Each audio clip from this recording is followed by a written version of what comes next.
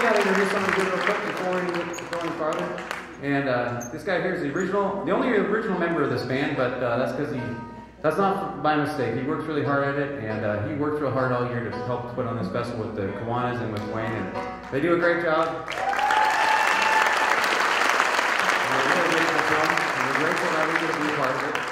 And he's just one of the greatest people of all time around this area, he tells me.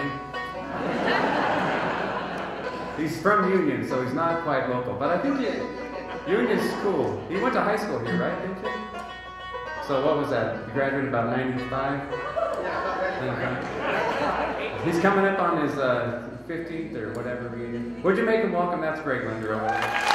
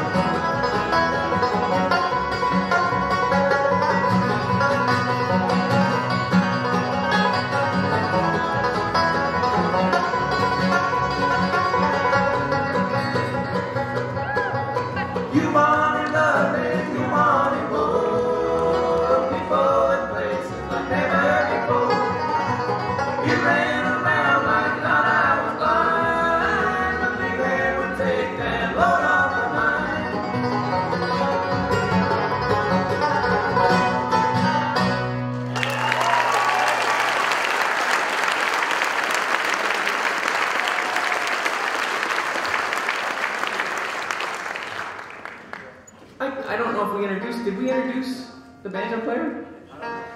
Back here is an 18-year-old lad, and he's an Eagle Scout. Won the Rocky Mountain Bluegrass Festival banjo contest several years ago. He's sponsored by Own Banjos, which is a big deal. Has his driver's license. And did you know in the mountains there are mountain goats that will attack hikers? And he was up there camping. This is a true story, and there was a mountain goat that was getting kind of ornery and whatever, and he pulled out his travel banjo and started playing and scared the mountain goat away.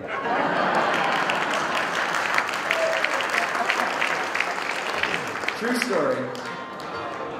The power of banjo players. By the way, I don't know if some of you are bluegrass folks, and some of you are just How many is this is the first festival you've ever been to? Anybody? All right. Well, a couple months ago, we lost Earl Scruggs. He's kind of considered the father of bluegrass banjo, three-finger style banjo, which this young man is playing tonight. And then this week we lost Doug Dillard. Doug Dillard was another great banjo player. If you ever watched the Andy Griffith Show, he was one of the Darling Boys and a great, great banjo player. Anyway, speaking of great banjo players, over here we have Luke Dewhirst.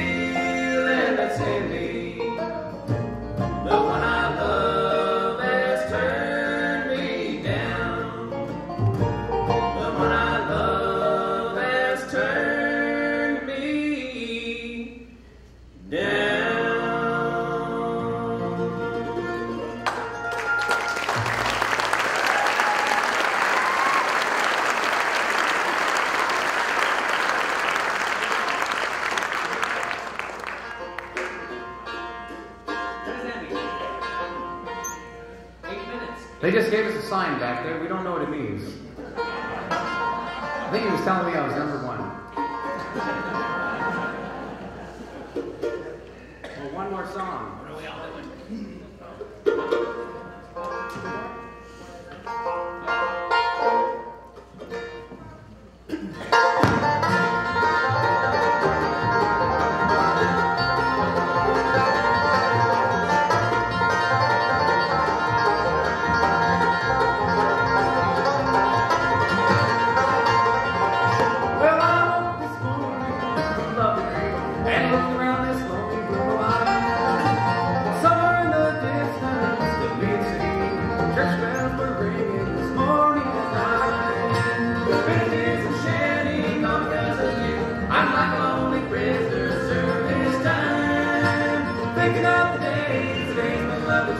But you read another this morning at night.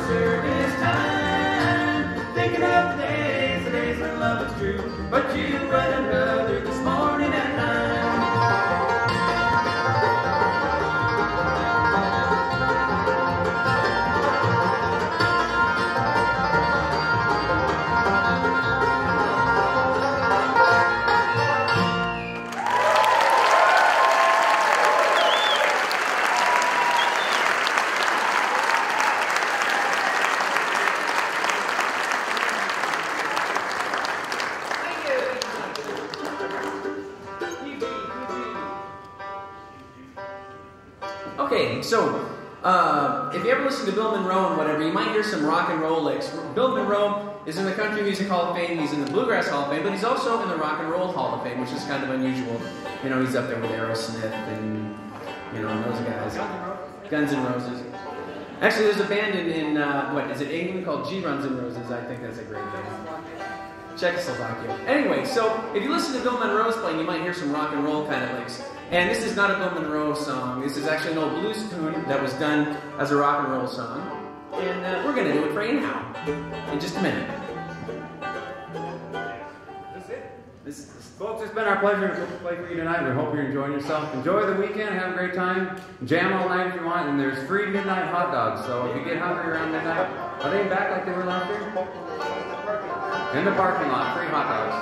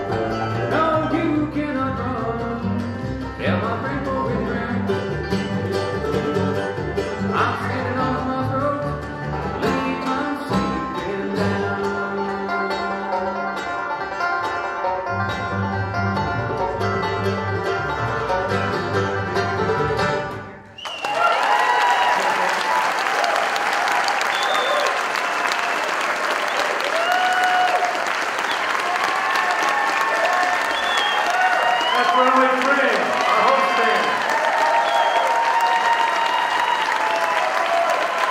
Would you like to hear maybe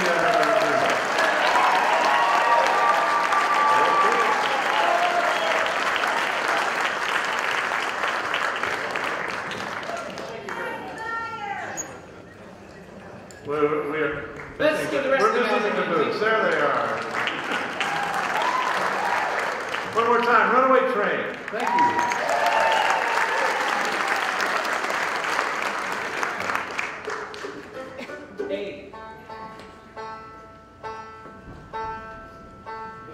Another great banjo player is Sonny Osborne, and Osborne Brothers are one of our favorite groups. They're the ones who made like Rocky Top really, really popular. And we're going to do one now about a train. We like train songs. And stick around, the rest of the evening is going to be great. This banjo player back here is in a group called the Regulators, and they're going to be on. And then Frank Sullivan, which is another great band. So you're in for a treat this whole night. And we played many of the same notes that they played, so if any of those notes sound familiar, it's because we played them first. They stole them all from us. Petty theft.